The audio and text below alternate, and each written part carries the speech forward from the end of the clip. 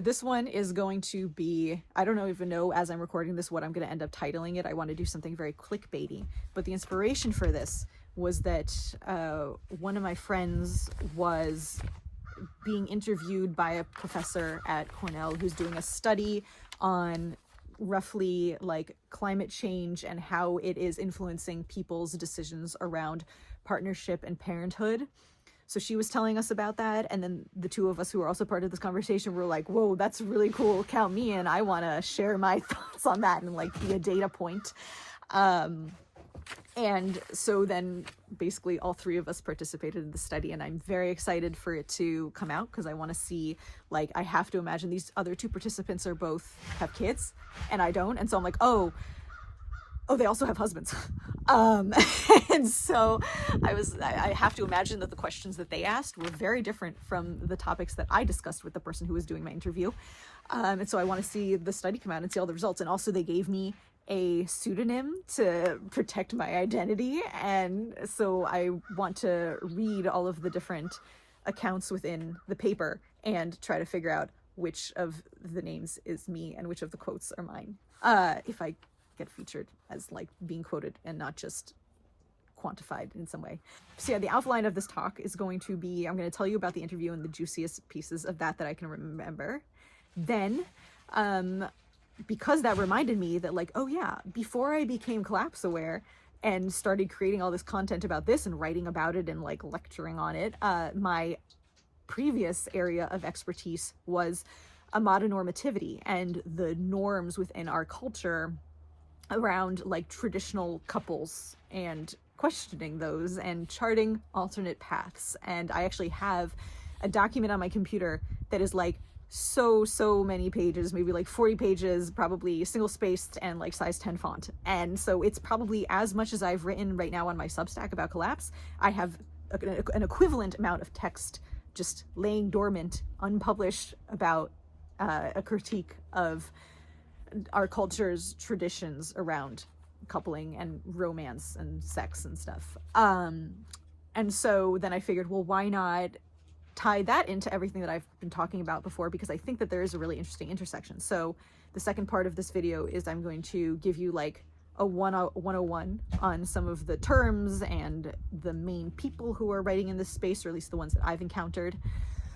And then the third part, I'm going to talk about the intersection of collapse and the study of mononormativity and our culture and where I see that going. Okay, so details of things that I said during this interview. One thing that came up is this my broadened sense of care and obligation. So they were asking me, she was asking like if I ever thought about having kids at this point. And I was like, well, I also anticipate, like when I became collapse aware, something like a vision that I had within the first week or so was of my cousins texting me to say, hey, it's not good here. They live in New Jersey. I don't even know, I don't have a clear expectation of what I expect to happen in New Jersey in this imagined scenario, whatever. It was just like things would be bad. And they would be contacting me to ask if their kids, who are currently just starting to be like, the oldest ones are 13 and the youngest one is maybe 9, if they could, and you know, in this scenario, I don't know, are they like late teens, are they early 20s, I don't know, they're asking me if their kids can come stay with me upstate because the conditions here are better. And I remember feeling a lot of stress around like, what if the answer is no? Like, what if we're already at max capacity and like I can't offer them a place to stay, or like we don't have spare acreage on the farm, we're already producing as much as we possibly can, and like there's just no carrying capacity left for them. And so clearly, like, I do have a sense of stressing out about other people's well-being, and because I foresee that other people's kids are going to become my problem, because I think that as collapse ensues, the nuclear family is gonna stop being the main unit, and neighbors are gonna start just like interacting a lot more. I figure I'll probably end up like babysitting someone else's kids, or like just generally needing to support them anyway. And so I'm kind of already anticipating that. And so then it's like, well, I don't want kids in the first place, but like, I'd be happy if someone needs me to support theirs in whatever way becomes relevant. And so this question of like, if I have kids of my own, I kind of like, it doesn't seem like the right question to be asking anyway, because all of the kids are going to belong to everyone in a way eventually. Also, optionality. Like, I feel so lucky that because I don't have a spouse or kids, I was free to respond to new awareness of collapse however I wanted. Like, I had so much flexibility about being able to move and change my job and go get a different degree and like move back in with my parents and do all these things that I feel are putting me in a position to just not suffer as much as I might otherwise. And I would just feel so locked in if I had already had a spouse, and especially if I already had a kid. And if that was like, well, now I'm stuck knowing about collapse, but I can't actually take some of the major actions that I want to take because these other humans, you know, maybe your husband doesn't want to talk about it, or your kid needs to be enrolled in school, and like, are you sure that you don't want to be saving for college for them? Like, who actually knows if, like, all of those questions don't need to be my problem now. And so I also said that I feel like, I mean, most of the like sexual relationships in my life in the past were like not great, but not healthy and not good for me. But there were a few guys who were genuinely nice, and I may have, before becoming collapse aware, looked back on those and been like, oh, what a shame that I missed out on having, like, becoming that guy's wife, and instead he has some other wife. But now that they have kids, most of them, I'm like, oh no, I see it as a dodged bullet. Like, I would not have wanted to have been partnered with him if that would have also then resulted in me having a kid by now. Like, I'm actually glad that it didn't work out and that things played out the way that they did, and that I'm now in a position where I have more ability to be flexible about what my life looks like.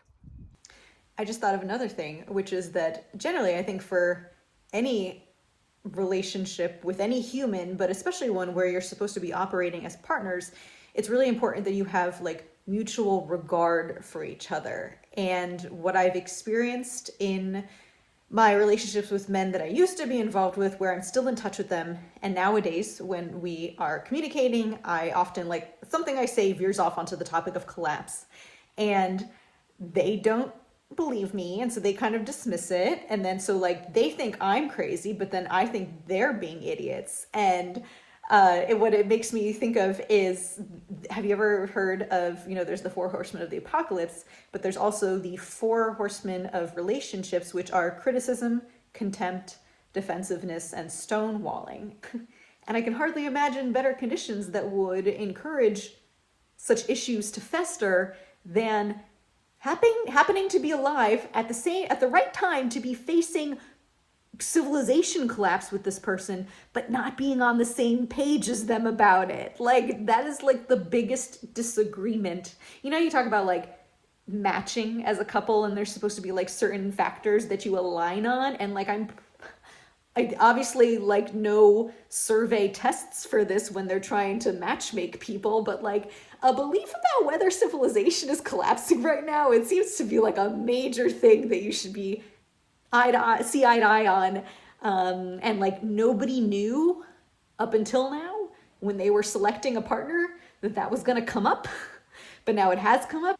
And so again, just like talking dodged bullets, like I'm so happy that I didn't end up merging my life with someone who doesn't agree with me on this, because I would be in such a catch-22 of just like, either I have to continue to try to navigate the entire rest of the future as everything goes worse and they continue to be in denial of it, or I'd have to go through the inconvenience of extricating myself from that situation, which at that point might involve filing for divorce, dividing up our stuff, finding a different place to live, potentially if there was a kid, like splitting that situation. Like, nobody needs that. I am good, thank you. she asked me if I would be willing to get a hysterectomy, because I was talking about how, like, you know, obviously if you don't plan to have kids, you need to be using some kind of birth control.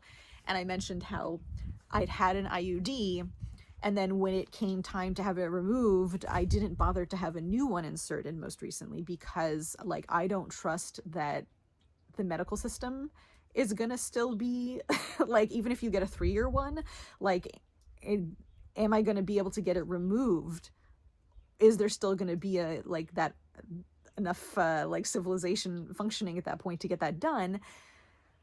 Like, at this point I feel like maybe, but a year ago I didn't feel that way, and I didn't want to take the chance, because, like, there's something nightmarish about having, like, a piece of plastic or metal or whatever, like, stuck in you and being unable to take it out, especially because it can increase your risk of bacterial vaginosis, which I had experienced with the past one, and so I just didn't want to take that risk again. And so what I said about the hysterectomy was, first of all, medical considerations, like, it has health consequences for women that I hadn't really looked into the details of, and then prior to recording this video I kind of just quickly Googled it, and like almost got faint reading about all of the things that could go wrong, or even just the fact of, like, prematurely experiencing menopause.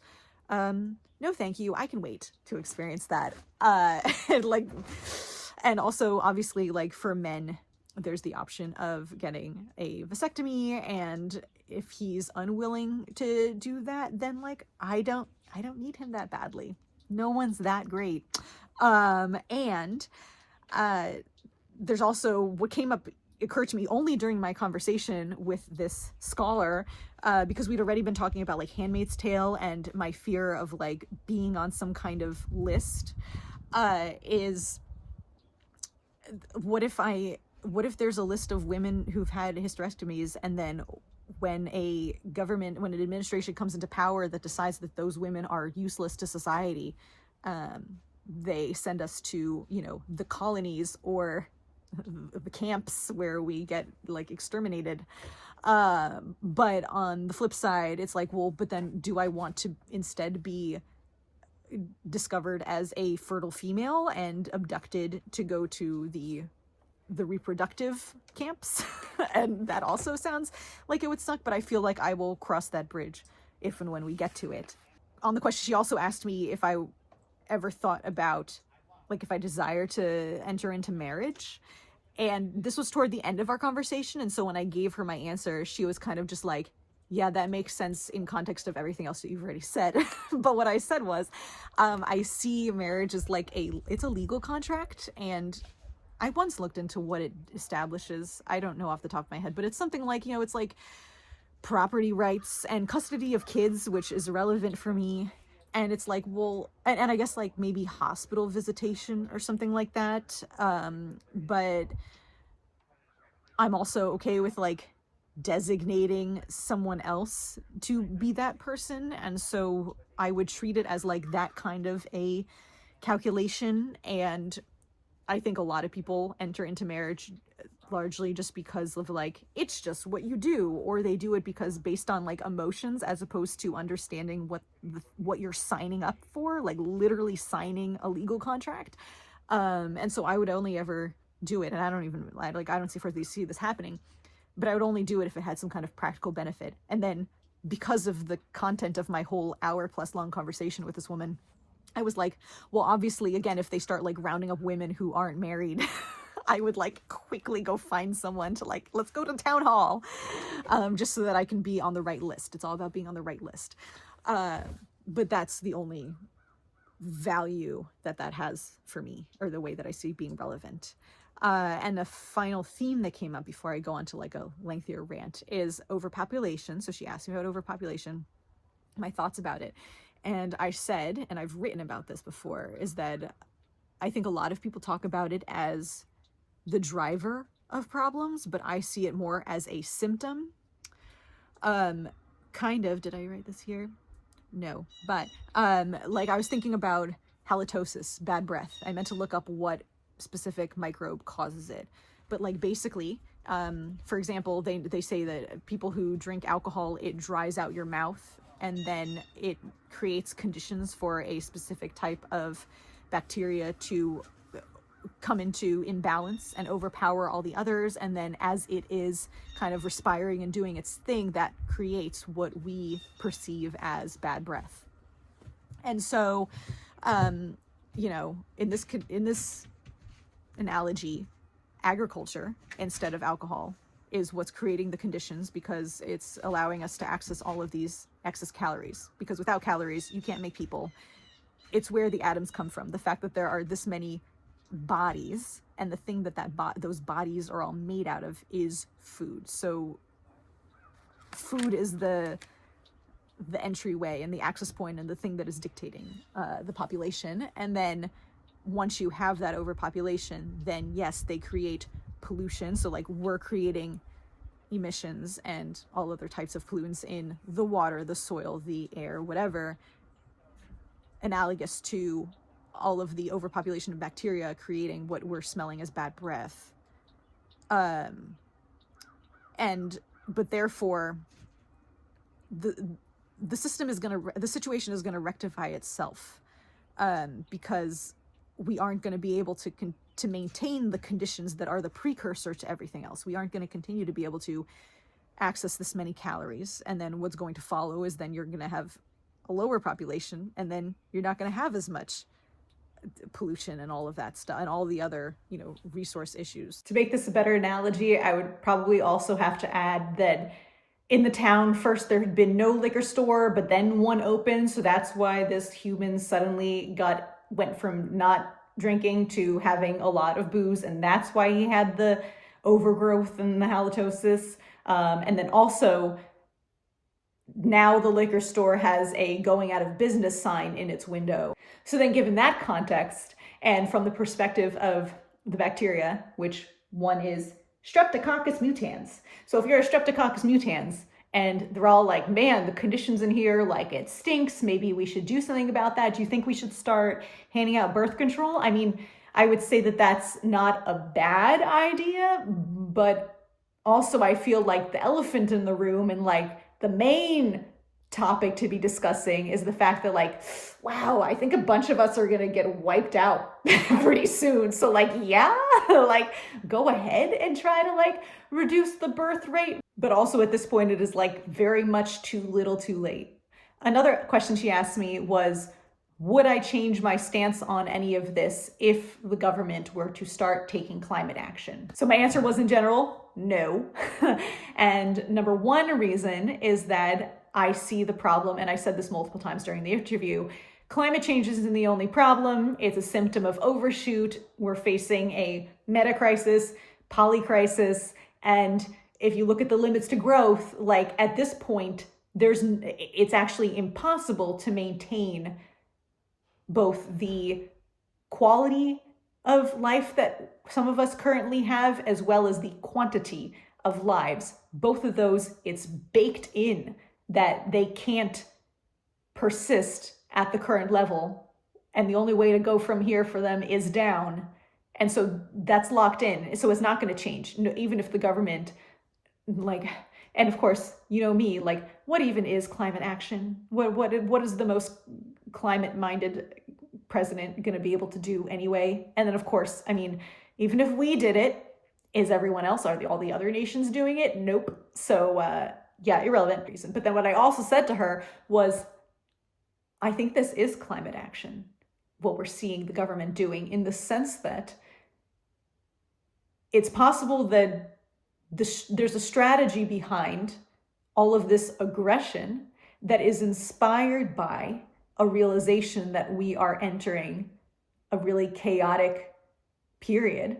And so it's not climate action in the sense of mitigation and adaptation in a way, but in a way it is kind of adaptation, because it's kind of just throwing out all the pretending to be nice that nation states have been engaged in, which, like, have they really even? But, engaged in for the last, few decades, but not. That's all getting thrown out the window. And now it's like, really no more Mr. Nice Guy, and we're going to start taking the last of the resources.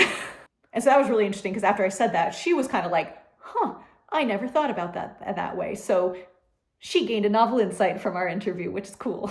She brought up pronatalism, and I said that my main opinion on that, if pressed, is that like I just feel sorry for their kids, because I don't think that anyone born at this point is going to have like a good and happy life. I think they're all going to just be totally constantly suffering and traumatized, and it's because of their parents and their ideology that they exist, which is just really unfortunate. And now they're going to have to deal with the consequences of what their parents decided was a smart thing to do. And which also makes me think that if you really want to like stick it to the man, you don't really hear about like fast fashion companies quaking in their boots because of the thrifting movement. But what you do hear a lot about is the fact that both governments and businesses are extremely concerned about the fact that we might not have a growing workforce. You know, there's no way to get someone's consent. Like, I think we understand in our culture that consent is very important, right? And yet, when you're having a kid, there's no way to like check in with the egg and the sperm and be like, hey guys, let me sit you down and give you a presentation about like, here's some charts, and see all these bad things they've been going up recently, and it's like it's not looking good, they're exponential. And then here's a list of all the different toxins that are that we've created that are now just saturating the planet, and here's a look at all of the conflict that is increasing around the world, and here's the latest stats on how depressed everyone is, and everyone is just having an existential crisis. So anyway, do you want to like sign up for existence?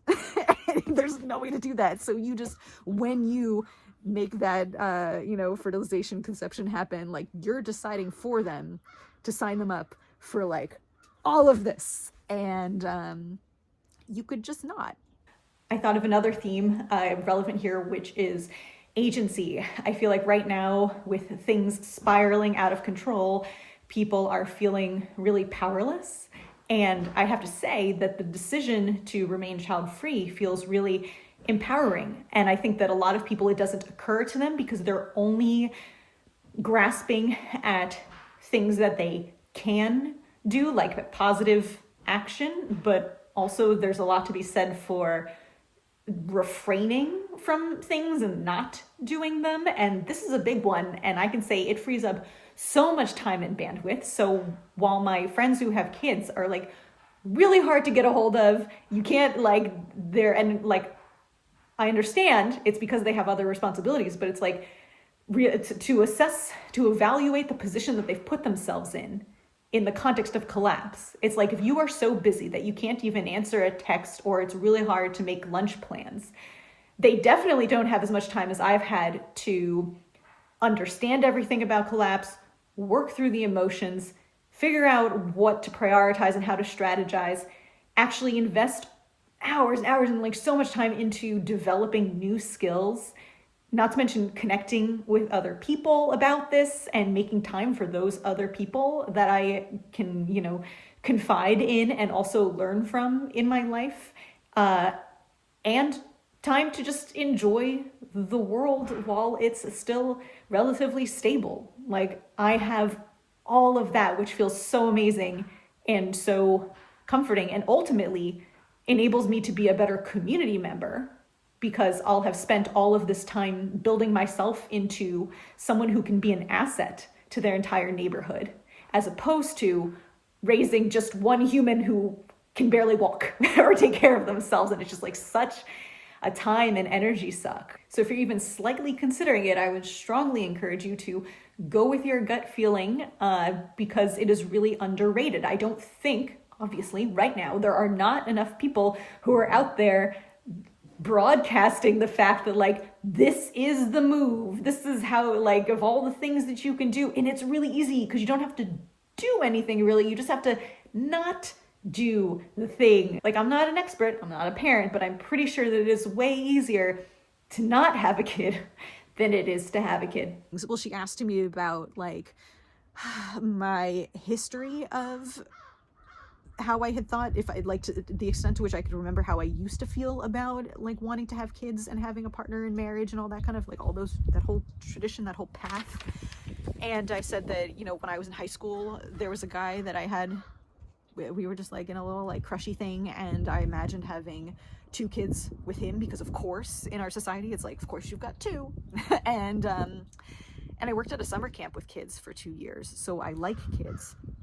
And then in college and in my 20s, I was so busy being like immersed in the present and really enjoying my life and enjoying all the other factors in my life. Like I liked my job, I liked my friends, I liked exercising my free time, and whatever else I did with my hobbies, and it all just felt fulfilling, and I never felt like there was anything missing or any hole that I was trying to plug, or, you know, that needed to be filled. And so it just like, I didn't feel like that there was anything that I needed to solve about. It didn't feel like a problem, so I didn't need to solve it with that.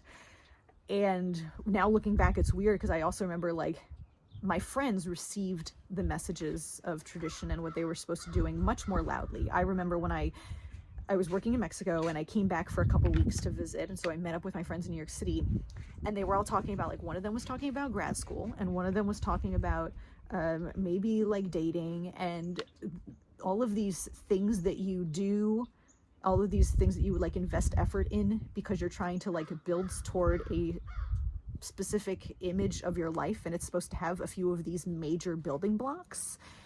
And I could see how much stress it was causing them, and it just felt like such a foreign concept to me because I wasn't thinking about those building blocks. I wasn't thinking, like, I wasn't making any decisions about anything more than like thinking a week forward. If you know, going back to my previous video where I was talking about the pirahan in the Amazon forest, like that's why I feel like I enjoyed reading about them so much, because I was like, this makes sense.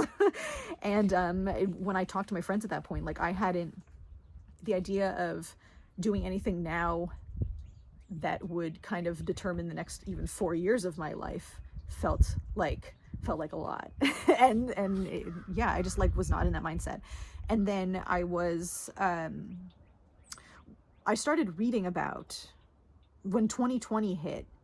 I don't know, I went down a rabbit hole and I learned about Bella DePaulo and her work, and I'll get more into that in the next section of this video. But that got me started thinking about like, oh, I actually don't even like this thing that already wasn't coming naturally to me. I don't have to force myself to embrace it either. It's like whatever is coming naturally to me is okay, and there's even words for that. And then I was involved with this guy for like 5 years, very on and off. And at one point he wanted to basically determine like whether or not we were gonna, you know, make things get more serious. And you know, I have a problem with the word serious, and that comes up later as well, like in all of this, in this field. But for him, he really wanted to have kids because he was one of 4, whereas I'm an only child. And so he needed me to make a firm decision, because I'd already been talking about for a while the fact that I don't want to have kids. And he was like, okay, if that's like truly a definite no from you, like I need to hear that, and then, because we probably need to break up. Except that he was always drinking a lot, and so when he said these things to me, he was like slurring and one of his eyes was closed. I make great choices in my life, but I broke up with him, in the spoiler alert, so it was for the best. And so because I'm the responsible one, I actually in my journal I made this list of bullets of like all the reasons why I might want to have kids and all the reasons why I wouldn't, because I really wanted to, I was like, you know, I want to be responsible. I want to like take a careful look at this decision and make sure that I'm considering everything and really just digging into all of my feelings and thoughts about it so that I can make a decision that I'm confident about. And so I ended up having like 2 pages of lists of reasons to have kids, and then 3 pages of reasons that I don't. And ultimately, like, I looked at all of those. I even watched a bunch of like mom content on Instagram or whatever to be like, can I, like, what if I just kind of, like, it's like a virus, like if I just kind of expose myself to baby content, can I catch baby fever? Let's see if I pick it up. And like I just watched it and I was like, nope, not feeling it. And so, and in those bullets, even though this was like a few weeks before I discovered the podcast Breaking Down Collapse and started to really understand how much trouble we're in for, I already had this sense, because climate was starting to come out more in the news and stuff, of like, oh, it's going to be rough. And so I had some bullets dedicated to the fact of like, aren't we like headed towards famine? Like, I'm pretty sure it seems that way. And I hadn't really, like, it was something that I was aware of like on the surface of my consciousness, but it hadn't penetrated into like feeling real and affecting me emotionally or behaviorally yet. But it was definitely, I was aware enough at that point, and probably since like 2020, 2021, to be like, I was starting to have the suspicion that things are going to be very bad. And it was enough to not make me take active action, but enough to make me refrain from certain actions and have second thoughts about them and be like, would this be smart? So yeah, I was at that point really already starting to feel concerned. Like, I really don't think that I would be doing someone a favor by bringing them into this picture. And then a few weeks later is when I started listening to Breaking Down Collapse. Thank you, Corey and Kellen, and was able to really confirm my decision that I had already made and feel extra good about it. And speaking of arguments for and against, one that the guy who wanted to have kids offered was that, like, but people have like always had kids no matter what was happening in the world. And I've heard that made in other places. But I think the important thing to ask is like, so every action that humans in the past took, we're gonna take that as a model of a wise decision? And I also mentioned to the interviewer that when you consider all of the dramatic changes that I made in my life upon becoming collapse aware, the decision to not have kids and to at least like not partner, and I guess to just question the justification for anything. This isn't actually like the one, like deciding not to have kids wasn't just an outlier in terms of actions that I've taken. Like, everything has been dramatic in terms of relocating and changing what career field I'm in and getting a different degree and everything. So like, actually my decision to not have kids is like the least crazy thing I've done. I feel like that's true of a couple of the other YouTubers as well. It's like neither Gooby nor Tooth Wizard has kids or plans to have kids, but also that isn't the craziest thing that they're doing. Like, we've all kind of, quit old jobs, moved to new towns, all that kind of stuff. And so it just doesn't feel like that big of a deal compared to everything else. And one thing I told her also was that I feel like so far I'd rather get to 2050 and find out that everything was okay and be like, damn, I wish I'd been raising a kid this whole time, which I really don't think is going to happen. I don't think anyone is going to find themselves in 2050, if you even survive that long, and look back and be like, what would have made this a lot more fun? A kid. Instead, I mean, like, I look back on this decade so far, and I'm like, thank God there wasn't also a young creature in the picture that I need to constantly be like worrying about and already keeping them alive, and then worrying about their future. And how do you even advise them on what they should be doing right now? Because it's so unclear, like, what is the best way to be guarding your well-being. And then also because it requires you to be like existing with a foot in both worlds, because like on the one hand they're expected to be like participating in mainstream culture and like going to all the things with the other kids and playing and being like regular consumers and like participants in the economy, but then also, in the back of your mind, you're always going to be aware of the fact that like this is all going away. and I think it requires of you a lot of cognitive dissonance that I would rather just not experience. Final question, I swear. The interviewer asked me how I approach having however many sexual partners. partners. I usually do. And I said that, I mean, like, I really don't think it's going to happen. I don't think anyone is going to be finding themselves in 2050 if you even survive that long and look back and be like, what would have made this a lot more fun? A kid. Instead, I feel like that's early on, I was very much swimming in our cultural Kool-Aid that says that monogamy is the destination toward which everyone is headed, and that in your linear progress, there is a step, and I'll get to this more in my next video about the escalator. There's a step where you mutually agree that I'll deny myself what I want because that would make you happy, and you deny yourself what you want to make me happy. And that's considered a milestone to celebrate, both privately and even to tell other people about.